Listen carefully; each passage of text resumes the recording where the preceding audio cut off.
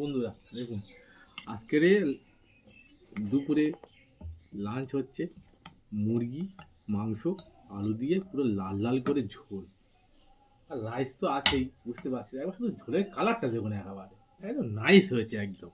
দেখুন সত্যি খেয়ে পুরো তুফান কেটে দেবো। আর ভাত আছে তো? না উফ, খুব গরম।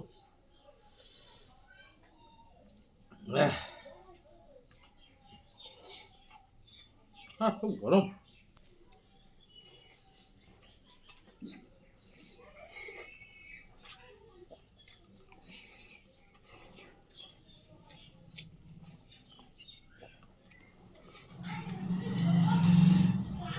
হুম।